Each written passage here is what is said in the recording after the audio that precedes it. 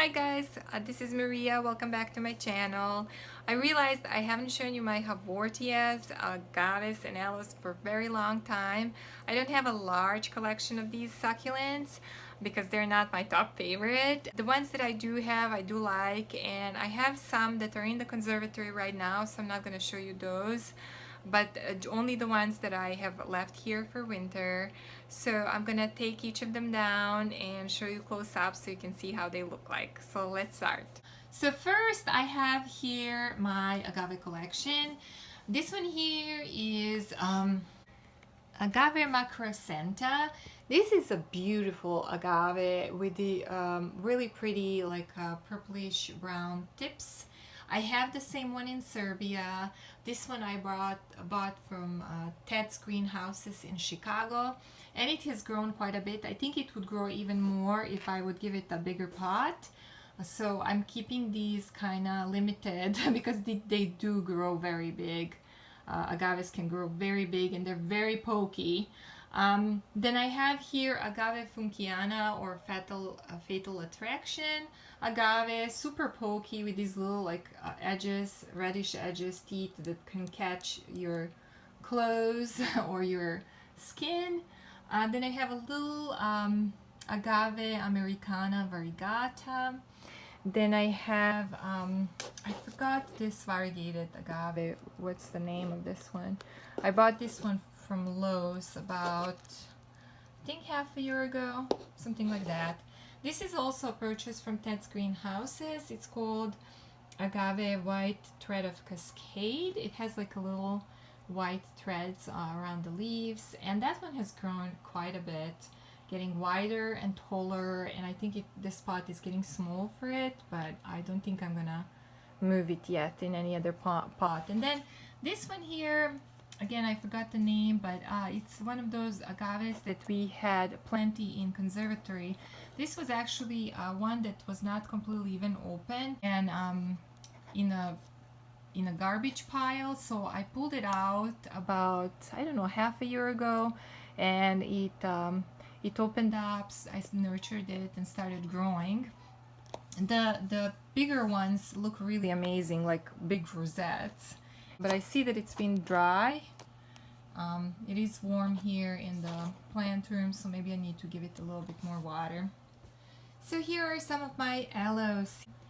This one here, I'm guessing it's aloe, I think it's called aceluata, I don't know how it's pronounced, but it's like a super interesting shape, you know, and the leaves with its little thorns on it.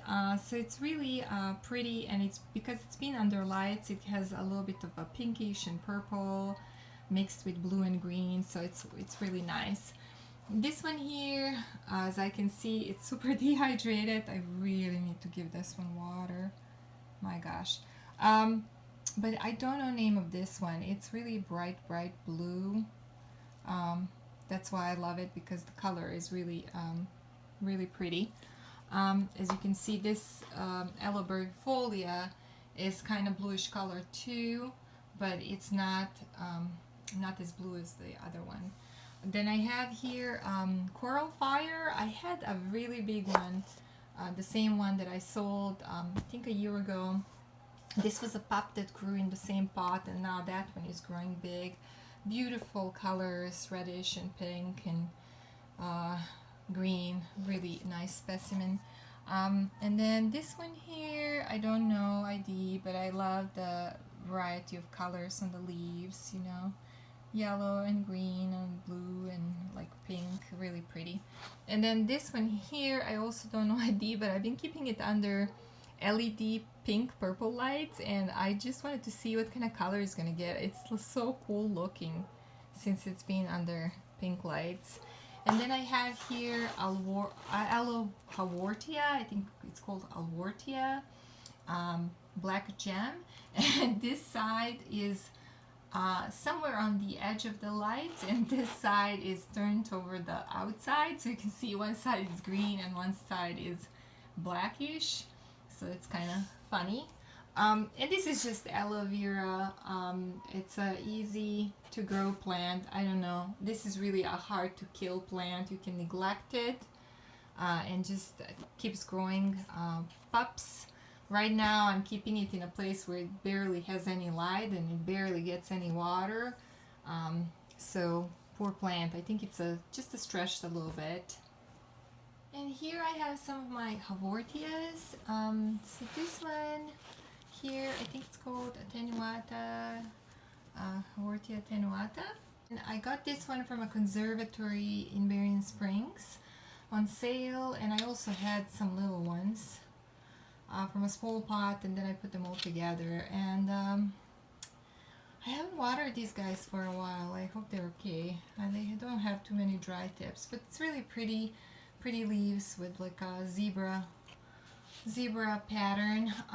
This one here, I don't know what happened to it. I don't know why it got red tips, but it seems that they're not soft, and it seems like they're getting green on top again. So I don't know why I get this color.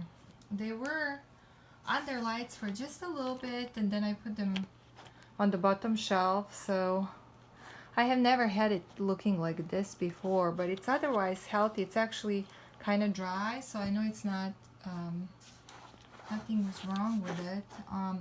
I think this is Haworthia Fasciata Big Band. I'm not 100% sure. And then I have here some hybrid of Haworthia Attenuata, kind of like hybrid of this one. I had this one for a while. I think I originally bought it a few years ago from IKEA, and it just grows a lot. This one is aggressive grower. I have split it many times, and when it's on the sun, it gets like a little bit of that reddish color, distressed color. Then here I have the purchase from Home Depot. Oh wow, it started growing a baby. I didn't even know that. And poor guy, it's so dry. And it had a beautiful tall bloom. So I don't know if this is aloe or Haworthia or a mix. I'm not sure. Super dried up. I really need to water it. Then here is a beautiful Limifolia. I do like this Haworthia.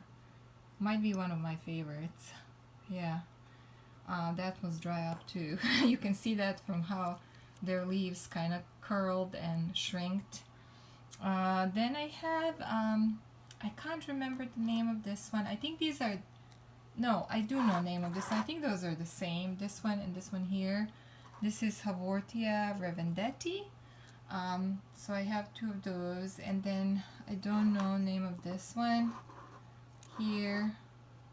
And I think that this is aloe, variegated aloe Walmsley. So it's a cool looking aloe. This is just the little pups. I think the bigger plant I sold. So yeah, those would be my Haworthias and aloes. I do have about probably 7 different little aloes that are in conservatory, and they're part of my collection. I will see if I'm going to bring them back or not in spring when it gets warmer. So when it comes to my Haworthias, Agaves, and aloes, I feel like these are some of the easiest succulents to take care of. So if you're a beginner and you're wondering which ones to get, I would highly recommend you get some Haworthias. Great thing about Haworthias is that most of them, there is some that really want a lot of light, but most of them can be in a partial shade during the year or during the winter time. You can keep them somewhere by the window, and you don't have to, have lights for them, like for example Echeverias or Crasulas. They are the type of succulents that you can easily neglect. I think that Haworthias and aloes, I had sometimes a month that I haven't watered them or longer, and they were just fine. So they're really easy plants, and I don't think I ever had any mealybugs on agaves and aloes and Haworthias.